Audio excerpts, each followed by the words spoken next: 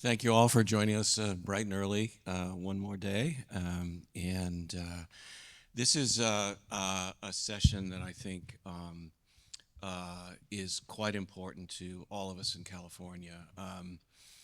And I'm really appreciative of Jennifer Griffin from the Quilt for pulling together the panel. As you know, we are really dependent on our community anchor institutions during extreme events. And we've published a number of articles about that if you're interested. For instance, what the Altadena Library meant during the fire there. We're also deeply appreciative of how our private sector partners have really come in and been really quite heroic. Some of them are here today, AT&T, GeoLinks, during events. Yesterday, if you get Cenic News, you saw that we have a new service that we've rolled out called Cenic Sentinel, which will help in terms of disaster recovery and bringing back communications capacity in the event of a fire, a flood, whatever. I mean, we have innumerable kinds of disasters, alas, in California. This panel was really intended for us to learn from other states about what they're doing in other kinds of institutions. And we have some wonderful folks with us, some of whom I've known for a very, very long time. And Marla is here from NCAR, which is a critically important resource for the United States and beyond for data around climate and a variety of other things. Garret joins us from the University of Hawaii. And, I would say the only state that has more natural disasters than we do is probably Hawaii. And the role that the university and the network plays is absolutely fundamental there. And Roger joins us from Michigan, and for today we're going to make him an honorary Westerner.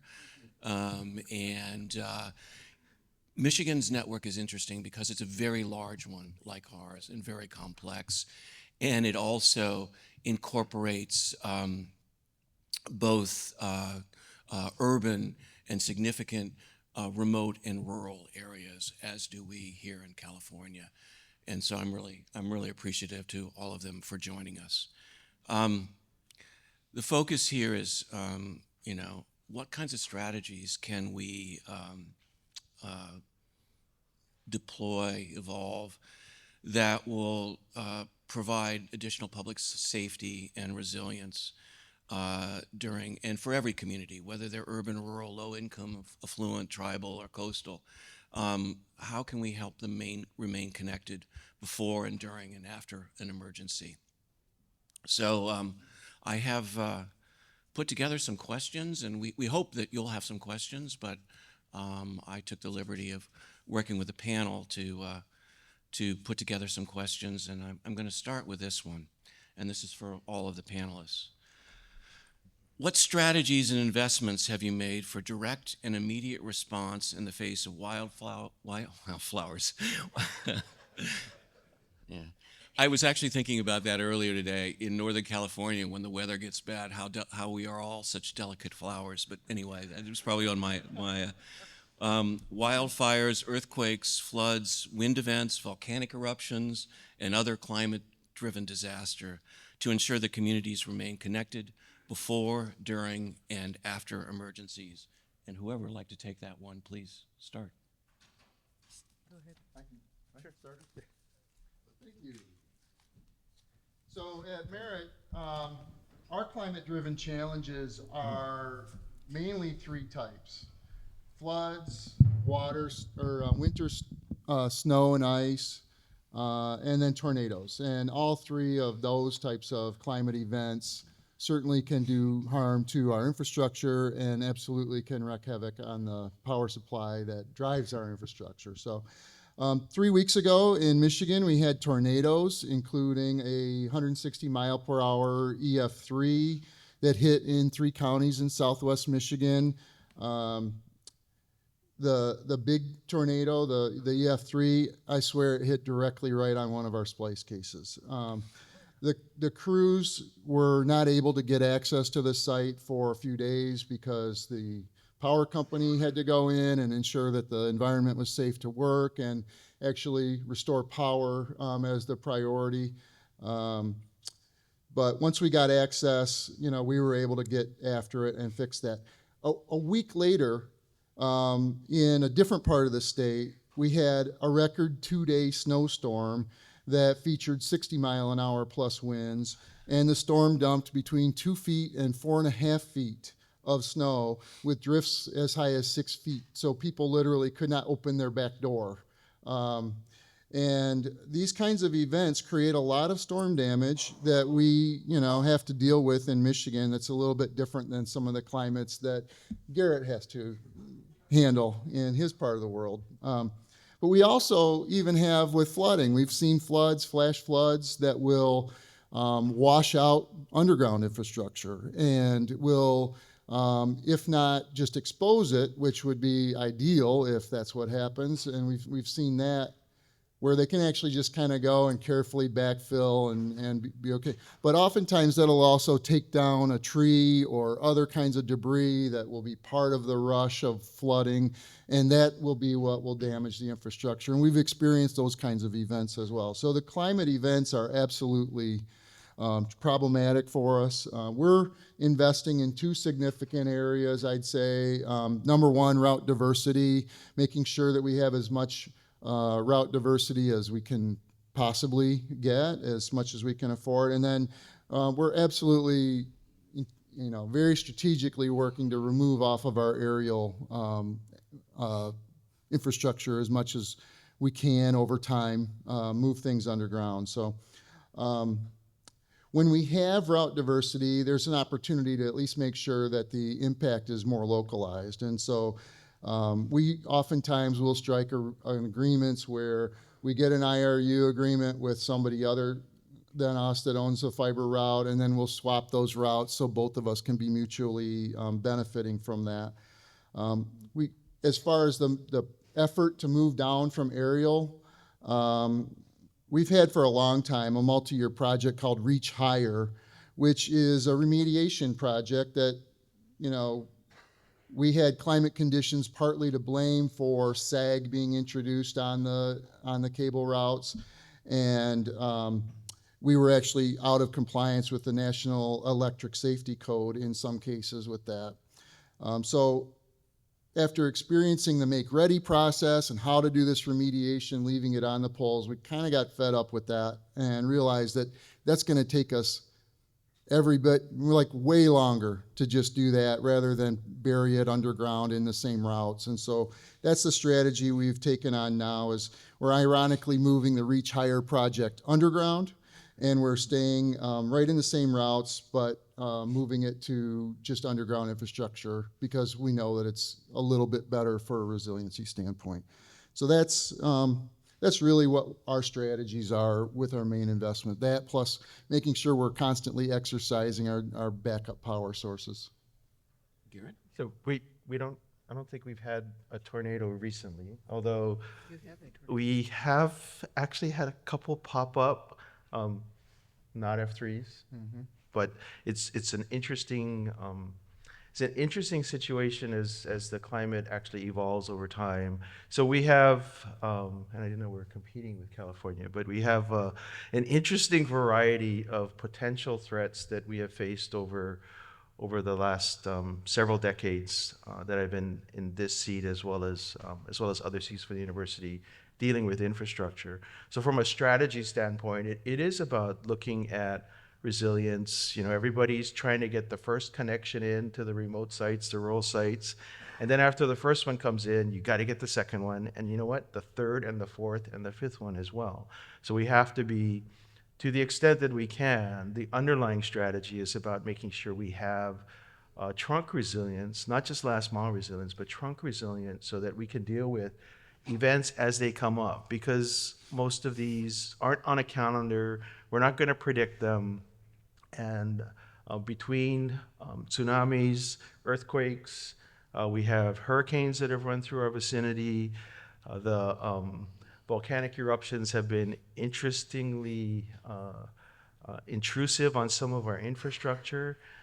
So in fact, one of the more recent ones a few years ago took out the primary road and the pole line feeding one of the solar observatories on Mauna Loa, which is not the one with all the observatories on the top, but a very high value asset to say the least. So in that case, for the last probably 3 years, no power, no physical access to the site. They had to go in by helicopter.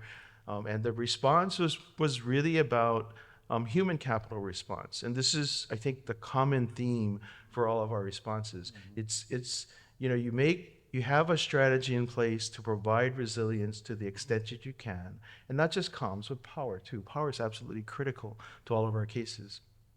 But the actual on-site and incident response is really about making sure that you have the human capital in your organization and together with your partners to be able to have that response and to make that response happen. So in the case of the volcanic eruption, lava actually moves pretty slowly in the scheme of things, but you can see it coming. And the movies that has the bulldozer coming and getting in the way of the lava to stop it, that doesn't actually work. So when we talk about irresistible force, the forces of nature are absolutely irresistible and not stoppable by the stuff that you see in the movies or the things that people will think of. Oh, just build a wall and protect yourself from the lava. It just doesn't work that way.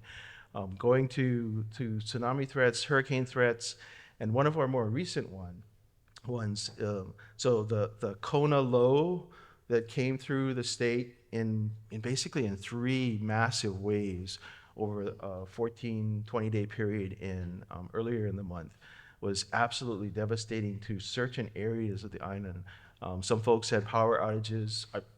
So where I live on the leeward side of Oahu was actually fairly lucky. We actually lost power for an hour and a half total over the period of time.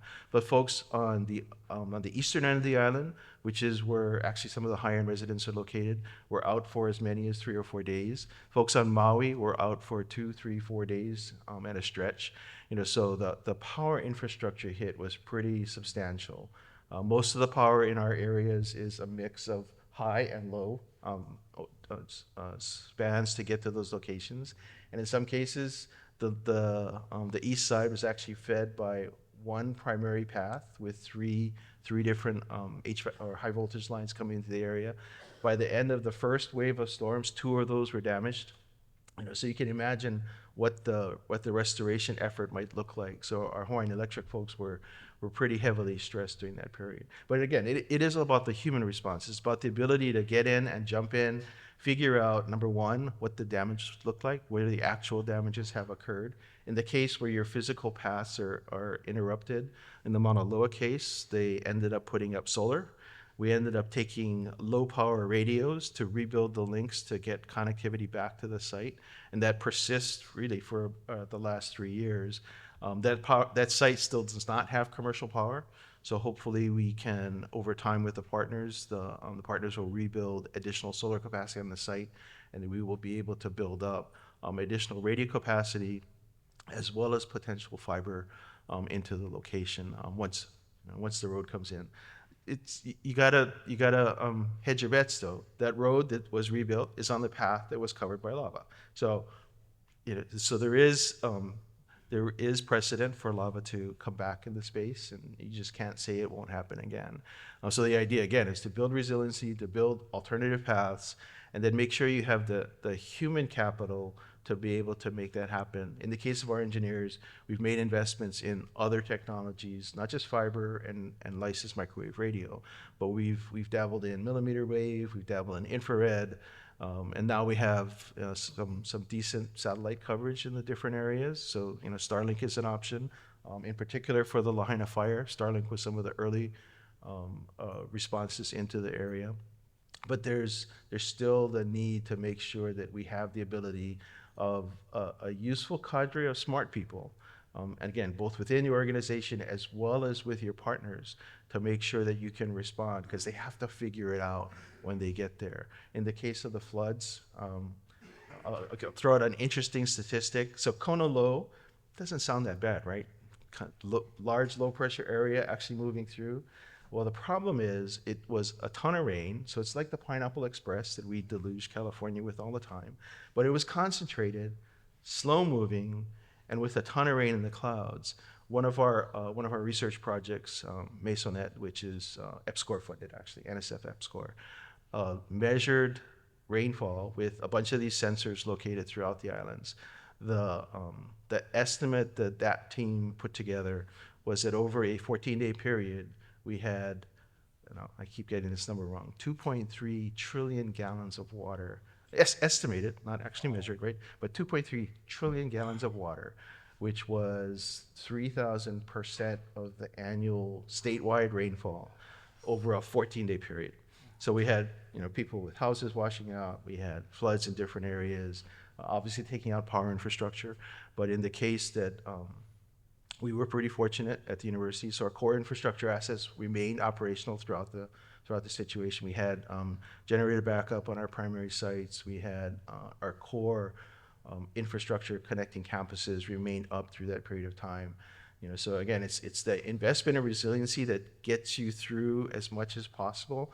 And then once the thing, whatever it is, hits, you have to come back and be able to work with their commercial partners to restore, and then in some cases create interesting alternative solutions to get stuff running. Good morning. So I think Louis was asking me to take this from a little bit different tack. I do manage the Front Range Gigapop, which is a research and education network for Colorado and Wyoming and a couple schools in New Mexico. But as all of you, I wear many hats. And so I work for the University Corporation for Atmospheric Research, which manages the National Center for Atmospheric Research. NCAR and UCAR are membership organizations, very similar to Cenic. We have 130 plus universities that are our members and our collaborators. Many of those are universities in California. I went and looked at the list. By far, California per state has the most members in UCAR. We collaborate closely with many researchers in Colorado. You've heard of some of the research that's going on in California that is related to these natural disasters, and NCAR works in many of those areas as well. So we do wildfire research. We're doing weather, and our models are really the backbone of the hurricane forecasting, the weather forecasting that is used across the United States. And so our goal is to provide as much information as early as possible so that we can prepare, communities can prepare in advance. So the more we understand our system, the more we can predict things in advance, the better communities can at least prepare knowing that there's going to be a Kona low. And it was a very well forecast Kona low. I was there. I experienced it firsthand. My husband is a Earth system scientist, and he was not happy to be in Hawaii experiencing a Kona low. I've also been in Hawaii when there was a tornado, so they do have some exciting weather. Just to follow up on the Mauna Loa, we have our Mauna Loa Solar Observatory there, which has some unprecedented measurements of the solar and corona system, which helps us predict space weather, which many of you are aware impacts our electronic devices and our electronics grid. And in fact, NCAR has a very interesting model that takes solar storms and lays it on top of our power grid to see really where the impacts are and where there's some grid that's going to be highly susceptible, such that you can proactively turn things down. I think power is one of those things we're all struggling with at some level because we're so dependent on it. And I was visiting the University of Hawaii, and Chris Zane noted you also had an 18-hour power outage not too long ago where not all of your gear recovered completely smoothly. And so, when we have these power outages, I think all of us kind of dread, we put as much resilience in as possible, but, you can only keep everything up for so long. So I think what we provide at NCAR is that research that provides you all time to prepare for those disasters and trying to better understand how those are going to impact us, specifically on wildfires. And Ilikai, alluded to a lot of the work that's going on here. We know those wildfires don't stop at state borders, and we are all in this together at some level, especially in the West, and Michigan. We're nominating you. I was actually in Minnesota looking at the Ely fire, which had huge impacts in Minnesota. So we're all susceptible to this as the climate warms and changes and dries. But looking at smoke plumes, we've done a lot of research. The Australian fires, the big fires, had huge impacts across the world for many, many months afterwards.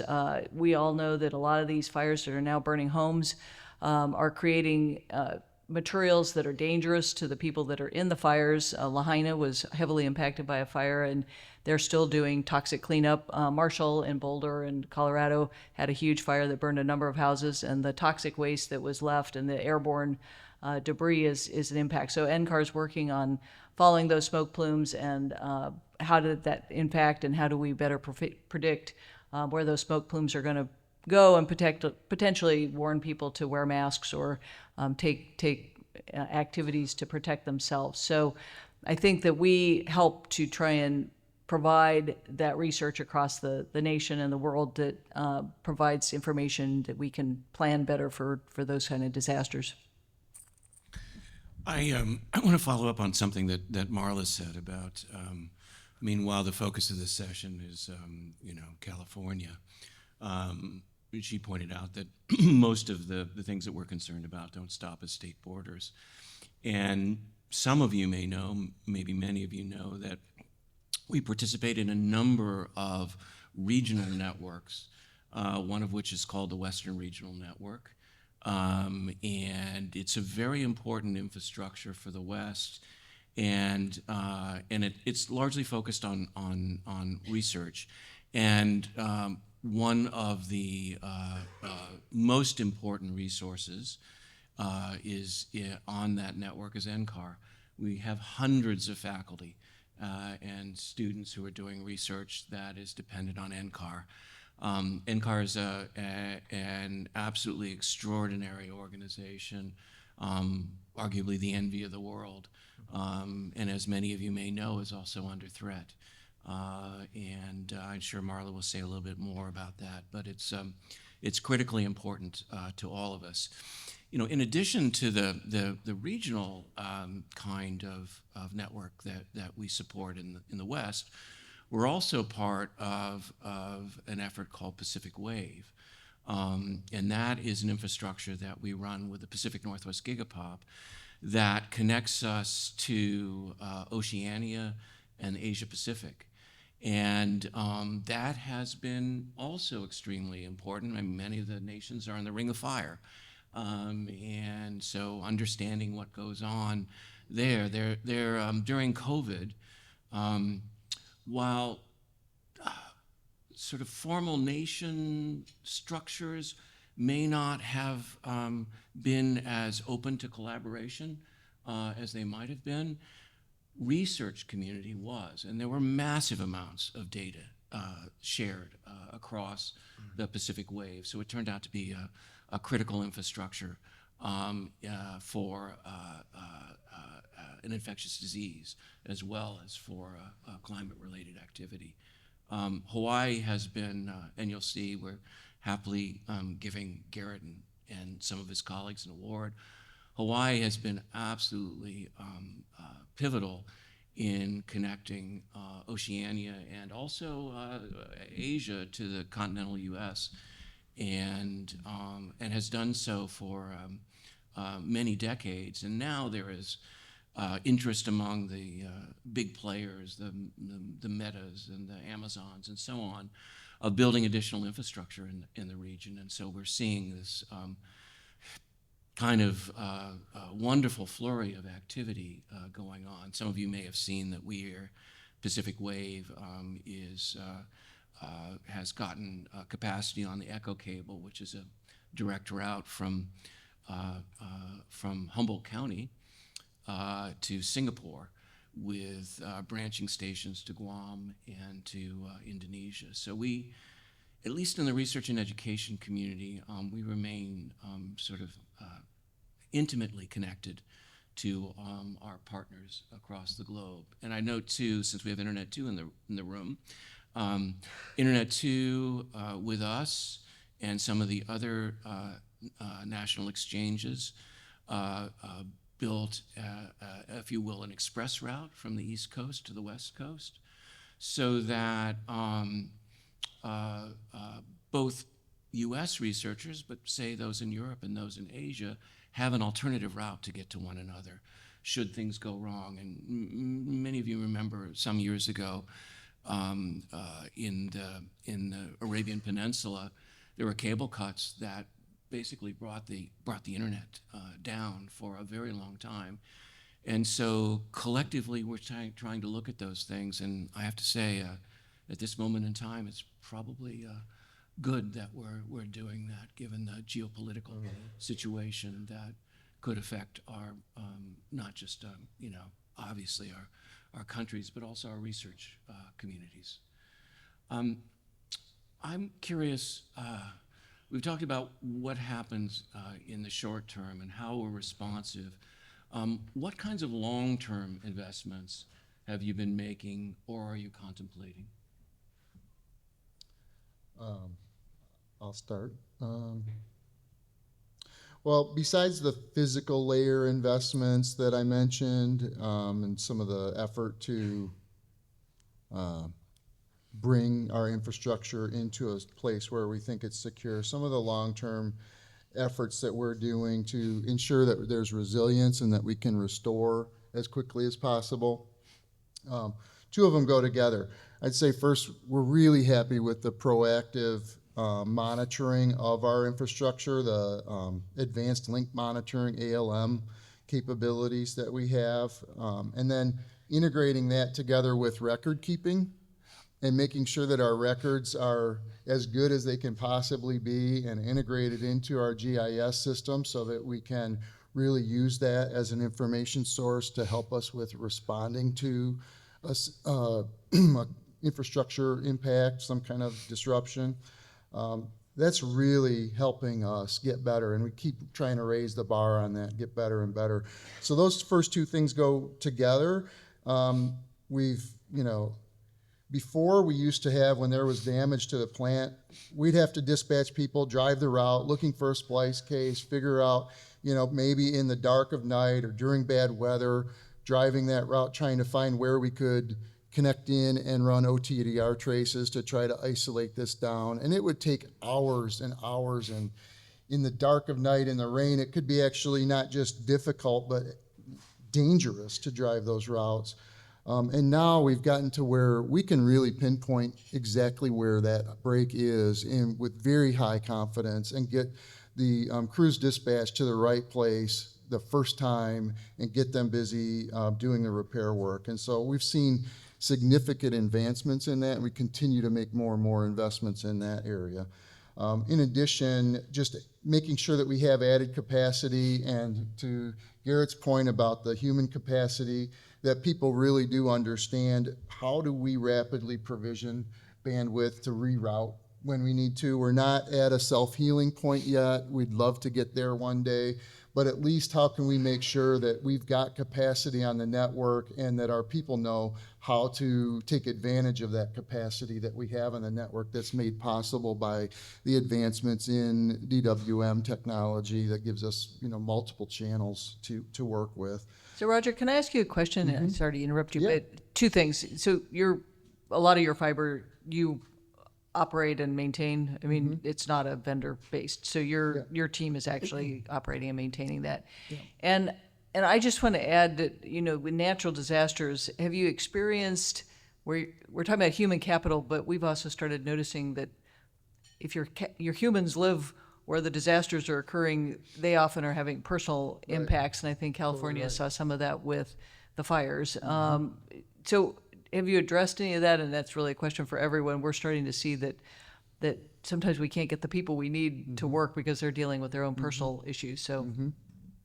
Yeah, actually, that would be the third area that I'd say we're starting to address, because we've initiated a outside plant apprenticeship program where we're growing our own talent and building our own knowledge within early in career individuals. We actually even had somebody that had been a couple of years and a few years into his IT career, more on the software side, and realized, this AI future is one where he wanted to have some hands-on skills and actually something that he didn't think was going to be easily replaced with just automation.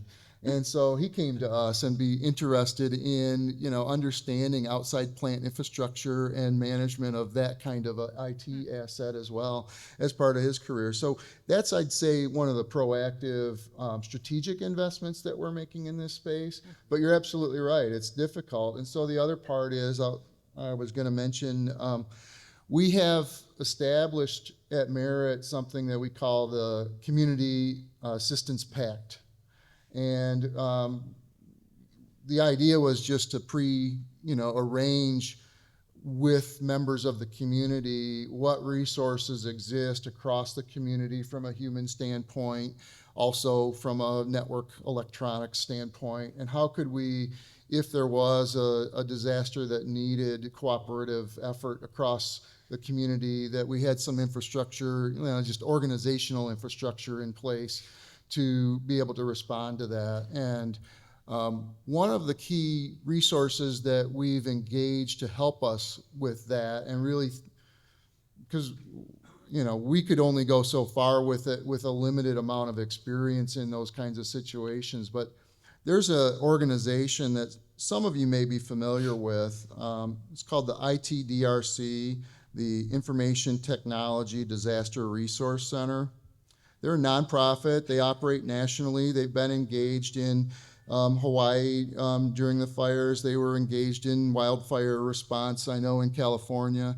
Louis, you may have some more specific, concrete examples of how they've engaged, but they are a disaster tech resource. And for schools, libraries, nonprofits, they really have a great resource that they can roll out, hundreds of laptops, make them available, or if they need to roll in bandwidth, with Starlink or LEO or 5G infrastructure, they've got it on a trailer and they're rolling it in and making it available to support the response. They also have experience with LoRaWAN services and being able to provide geocode location information about where responders are during those responses. And so that would be the other piece, is to really think ahead of time, hopefully, about who those resources are that can come to your aid and build those relationships in advance.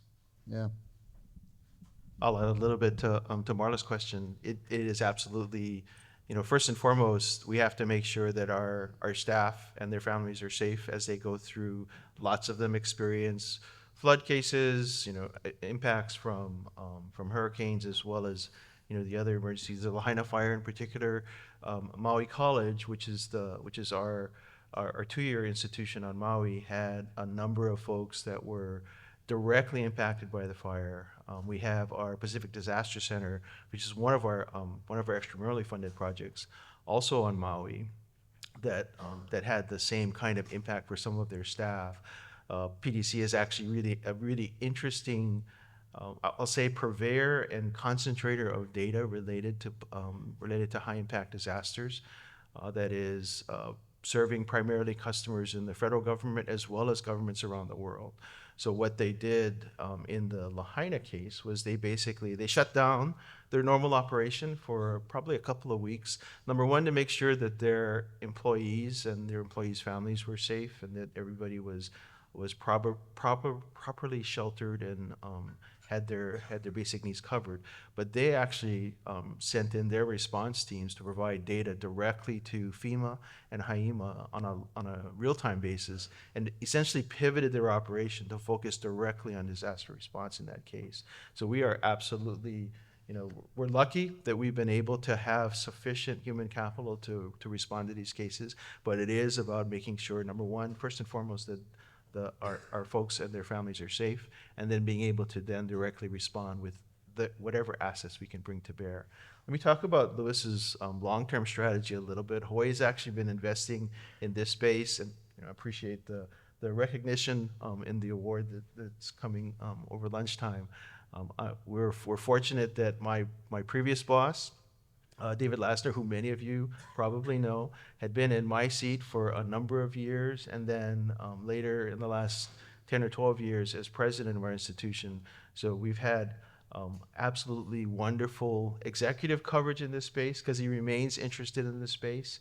For the Pacific area in particular, over the last 10 years, it's been a very interesting time with the different R&E institutions coming together on a Pacific-wide basis. Number one, to recognize, if you look at the Pacific map from an R&E connection standpoint, I used to call it the big blue space about 10 years ago, because there wasn't a lot in that space. You know, there were maybe a couple of connections. The northern route, Seattle to Japan, had a number of connections, but the middle of the Pacific was this big blue ball with a lot of voids in it.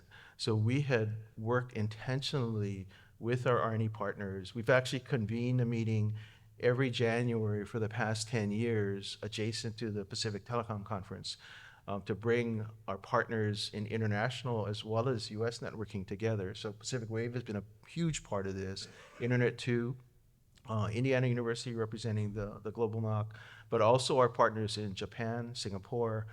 We've actually got a pop on Guam now, but our partners in Australia and New Zealand have all come together and put together an interesting cooperative support agreement, I think is the best way to put it. If you go to the site called aponet.global, you'll see the results of that collaboration. Many of us bring individual connections to the party, if you will, and then we peer in transit traffic for R&E across the Pacific and have now created what is an amazing mesh of connections that really gives us not two, but many cases 3 and 4 interconnections on every single node across the Pacific to address specifically resilience, recovery. Cables get cut, stuff gets shut down, stuff stop working every once in a while.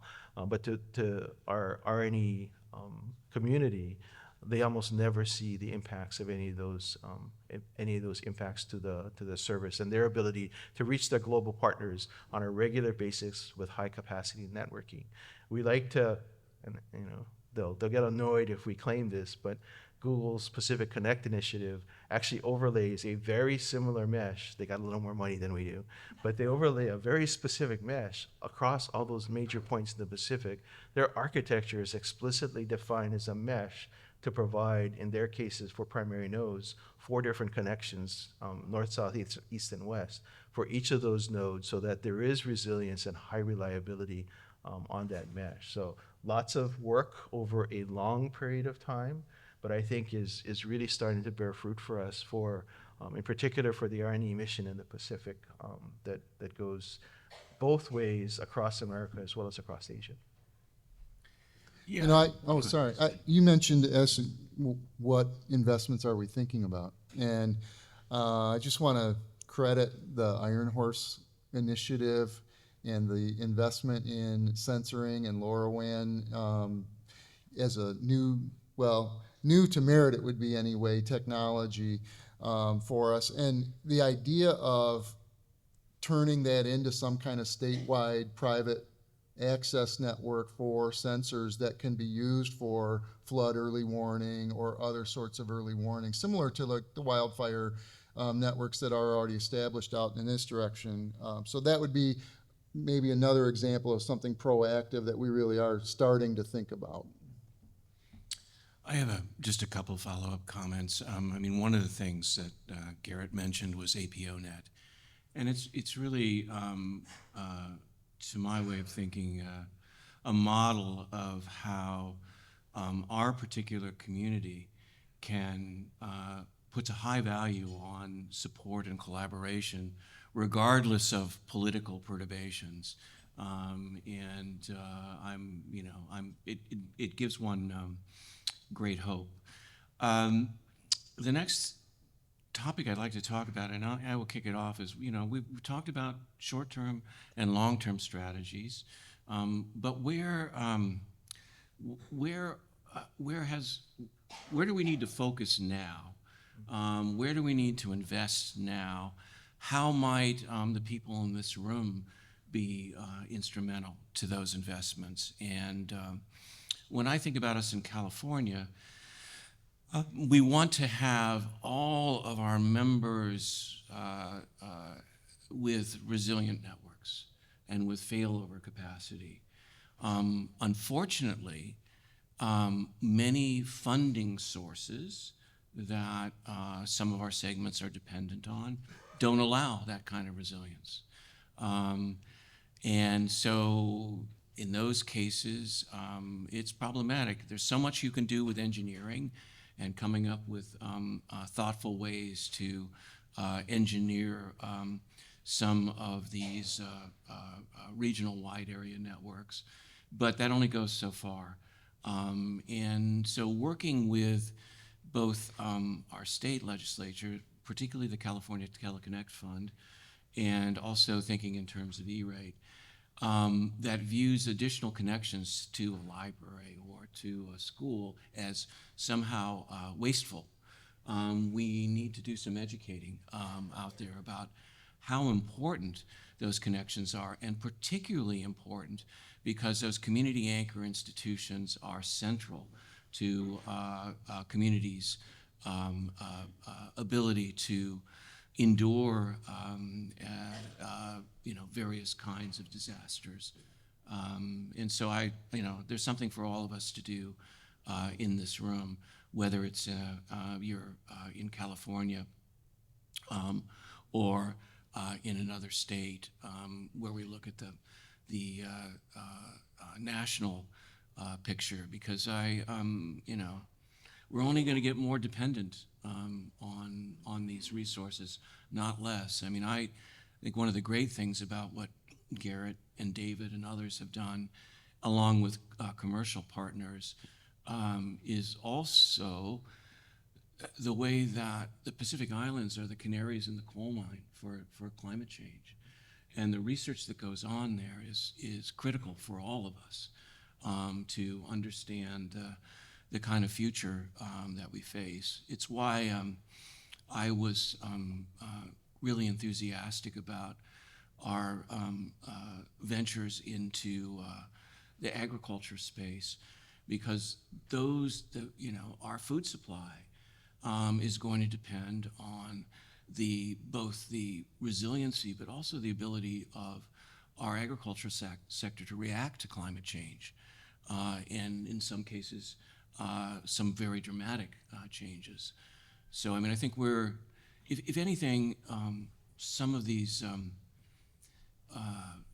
disasters have pointed out to us, and certainly we feel this at Cenic, our need to communicate more about these things with private sector partners, with the not-for-profits that Roger mentioned, so that we start thinking about these things proactively, as opposed to, as we all typically do, in most things, reacting when the bad things happen.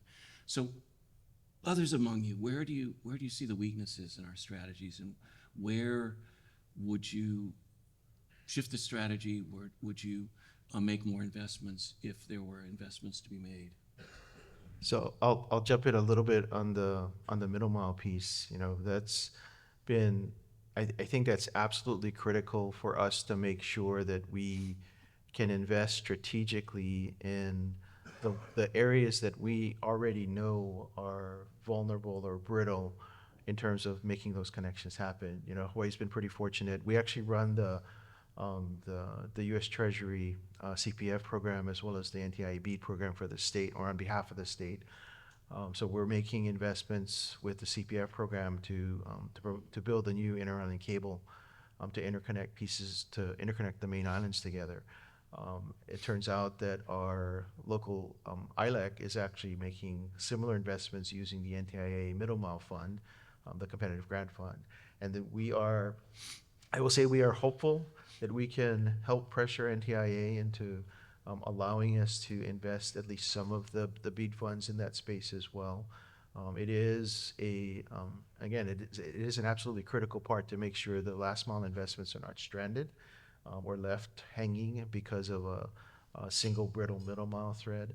And then for the ability to support high capacity traffic, in particular, so no secret, we have a number of of federal investments and or I guess it's DOW investments nowadays, in Hawaii that are absolutely strategic. We have one of 5 NSA centers of excellence throughout the nation. So we've got a lot of those assets as well that we're trying to, I will say, gently convince our federal partners that it's the right place to make those investments. And then reaching out, layering on top of the Google and the coming Meta investments in the Pacific, I think are really critical for us to make sure we take advantage of the fact that they are passing by many of the islands. So I think American Samoa, Guam and CNMI, Tahiti are among those investments that we can leverage the private investment by our partners to make sure that we can help connect many of those island nations together. So that in our short term, that's someplace that we're really trying to make a difference in the models to make sure the investment goes to the right place.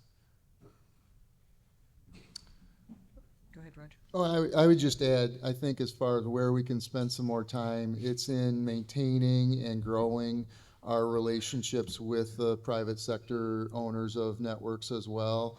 Our community can be a little bit insular at times. We can talk to each other a lot, and I know Merit absolutely falls into the trap of being awful proud of ourselves at times and beating our chest for some of our past accomplishments. But you know, especially with all of this BEAD money that's being invested and other rounds of federal investment, there's a lot of other infrastructure owners out there now that we can truly leverage and position Merit to continue to be, and our community to continue to be, a resource that can provide backup routes and ensure connectivity.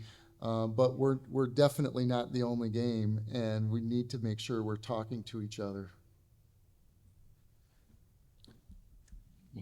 Well, and I'm not sure where to throw this in, but I think Lewis was being kind in giving me a platform to maybe inform all of you about some of the things that are going on in the research sector that you may or may not be aware of. But as we discussed, the research enables all of us to have a better understanding of where we need to build resilience, where the risks are, where we should be helping with agriculture, with emergency preparedness. And I think many of you know that research is under attack in the United States right now, and rather directly attacked to the National Center for Atmospheric Research. So I think we all need to again be aware of that and do what we can individually to make sure our communities understand how important the research that all of our universities do. But also, the major research centers in the United States. So the National Renewable Energy Lab, which has been renamed the National Laboratory of the Rockies, has taken severe cuts in their renewable energy. So wind energy, solar energy, and they also do nuclear research as well. But anything that would help us build resilience to fossil fuel dependence is actually being pulled back. And NCAR specifically, there was a Dear Colleague letter issued in January by the National Science Foundation to review NCAR and potentially dismantle the organization. That's a direct attack on what's perceived as climate alarmist. NCAR does far more than climate research. We do direct weather research, fire research, and we also have solar observatories, as we discussed. And so those Dear Colleague letters were due on March 13th. That period has closed. Thousands of letters were submitted, many from researchers in Washington and Oregon and California. So we can hope that some rational minds step in. In the meantime, NCAR and UCAR have filed a lawsuit. I have been at NCAR for 40 years. I certainly have never seen anything like this, and we've certainly, as far as I know, never filed a lawsuit, but we have filed a lawsuit against our funding agencies, the National Science Foundation and NOAA, which we had cooperative agreements with. That is very new. We don't know where that will go. Hopefully it comes out as a positive. NCAR was established in 1960 by the National Science Foundation, and it's a very unique organization that brings together, as I said, 130 universities, provides instruments, it provides data, it provides supercomputing, and it provides a hub. We host hundreds of visitors in the summer where collaborations occur between researchers in the United States, but also across the world. And so all of us at some basic level are here to enable and support research and education. And right now, the research side, and many of the universities are facing challenges as well. I was talking to University of Hawaii with decreased federal funding and federal funding that also has caps on overhead. Many of us are faced with the fact we have to support that research, and therefore there's overhead in place, and that overhead is being capped, as many of you know, at 15%, which many organizations have 40 to 50 to 60% overheads. And so that money is having to be absorbed by universities. So certainly from our perspective, and I don't know how the other RENs are reacting to this, we are working with our university partners because they're seeing severe budget cuts, and that therefore impacts their ability to build resiliency, pay money for extra networking. They're looking at where they can cut funding. So I think that we are in interesting times, and I think that hopefully everybody is aware of the significance that the research these really great people across the world do impacts all of us individually and helps us be better prepared, helps us be better able to mitigate and adapt to the changes that are coming our way. And I think wildfires in particular are probably my biggest fear. We can't really control at some level hurricanes and volcanic eruptions and those kind of things. Although I am incredibly impressed with how accurate the USGS forecast. They knew that eruption was coming, and they were able to evacuate that site very effectively because they have amazing ability, and Kilauea is still fountaining, and they do an amazing job of forecasting those fountainings. So I guess from the scientific point of view, it's pretty fabulous. But we can do something about our changing climate. And I think that agriculture is going to be severely impacted, is already being severely impacted. And I think that our ability, water in the Southwest and the West, is all of us are facing droughts and facing multi-year droughts that are impacting the West and the water available. Colorado is embracing one of the worst droughts we've seen in many, many years. And so for those of you in Colorado, you're aware of that. But we have had an extremely warm and dry winter this year, which is impacting economics as well. And economics are driven a lot by this as it, we find out the ski industry has been severely impacted in Colorado, and I think California has seen some of that as well, where we just don't have enough snow to support that industry. So anyways, that's my plug for research and the research that enables all of us to exist, really, because we support that research and education. Thanks. I have just a couple of points, and then I want to open it up for a couple of questions if we have enough time. Roger did mention partnerships with the private sector, and that's something that we're immensely proud of in California. We work with 800 different private sector partners, and we are completely dependent on our ILEC and CLEC partners to connect many, many of our members where we don't have dark fiber connections. Thousands of them indeed. And so without them, there would really, in our model, which is different than that of Michigan, in our model, there would be no Cenic without those partnerships. Rather than ramble on, I think I will open the floor for questions. Jennifer has a microphone, and since this is being live streamed and recorded, please raise your hand and she'll come to you. Jeff also has a question up here when you're done.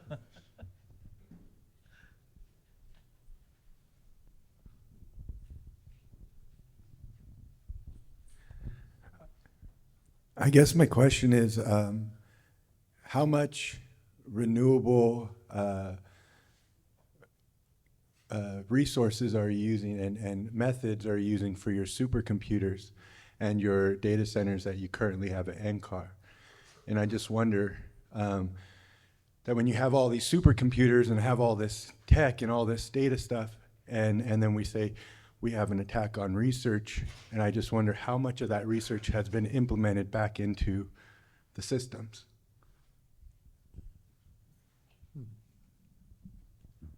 I think you're asking if the NCAR Wyoming Supercomputer Center is using renewable energy.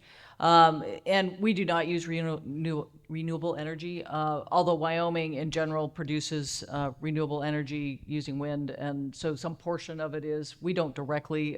We buy. Doesn't that sound counter of the claim in a sense? I just wonder. Well, yes, we use energy. I think all of us are using energy. If you really want to go after who's using energy, AI is using an incredible amount of energy. I think all of us know that, and certainly the data centers are working to be as energy efficient as possible. The computers, the supercomputers that we have, fortunately, the vendors are getting more and more efficient with their supercomputers as far as the requirements. The NCAR Wyoming Supercomputing Center is a liquid-cooled, air-cooled system that we take the heat and bring it back in and cool it. It is actually used to heat the building. So we do try and provide as much integrated energy into the system, but it is not a fully renewable energy system. I think with time, as the energy companies become more and more removed from fossil fuels and use renewable energy, the data centers that use that, those energy centers will, by definition, we don't produce our own power, so we're dependent on the power source of where we are. But I think that's becoming more and more prevalent, that the energy companies are, Excel in Colorado and Wyoming Energy are investing in renewable energy. I'd also note that as far as the networking community, we have gotten increasingly adept at reducing our carbon footprint with much more efficient gear, taking up far less rack space, needing far less cooling. And so we have, and also in many instances, cut the budget in half as well as energy. So we have made some strides there. We're hopeful that similar strides can be made in terms of AI. And right now, it's also part of it's right-sizing the AI infrastructure. Everybody doesn't need the latest and greatest in order to do what they need to do. And Frank's pointed this out a number of times, that there's equipment that's out there that we already own that is arguably more efficient, that is perfectly fine for AI education. Jeff? So just because I'm off camera, I'm Jeffrey Weekly from the University of California, Santa Cruz, but I used to be at the Naval Postgraduate School, which just happens to be right across the road from us. Of course, this is a really interesting conversation, but I have to think of Dave Alderson's work at NPS, and he talks about intentional adversarial risk, bad actors going in and targeting our infrastructure. And with the current news, we can imagine that that's maybe not so far-fetched. Additionally, as a charter member of Cenic, NPS has been a long-time part of this community. So it makes me curious about your perspectives of the convergence or divergence between climate resilience and what you have to do to prepare for that, and if that is related to or separate from these malicious attacks that we're all experiencing. Yeah, I'll jump in with maybe an initial comment. We think in general the level of investment that each of us as an institution is making related to those, and I'll call them human-made threats, it actually scales larger than some of our direct investments in specific as to climate-related threats. Having said that, I think those come together. So in many cases, these resilience by design addresses both, and the necessity to make sure that the infrastructure is protected from natural and human-made incidents is really critical for us on a going forward basis. I think most of us are making investments in the cyber field that really pale based on what we were doing even 5 years ago, and definitely 10 years ago. So that space is critically important for us. It's an area that we are under constant threat. We have been for a while. Whether or not people understand that, we have been for a very long period of time, looking at intrusion on basic research, trying to find data of all manner and scale across our institutions. So that's been a large part of the by design response built in.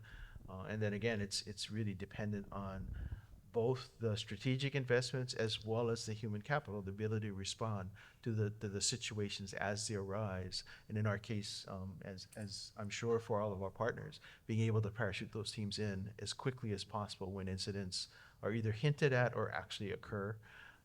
And again, we're making, I would say the investment there in the short term is significantly larger than some of the network specific investments, but they do come together. It is critically important for us to make sure that it's taken as a strategic response to these types of intrusions and these types of threats, so that we can respond accordingly. So I think with that, we're going to have Garret have the last word here. I know there are more questions and much more discussion to have around this topic. And after the next plenary session, we have a meet the speakers time. And I would encourage you to engage any and all of the panelists during that time. So with that, I really want to thank our panelists for joining us and all of you for joining us as well. Thank you.